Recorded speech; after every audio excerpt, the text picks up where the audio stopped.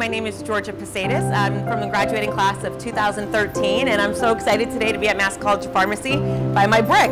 So my mother and I both decided to buy a brick since we both graduated from Mass College of Pharmacy.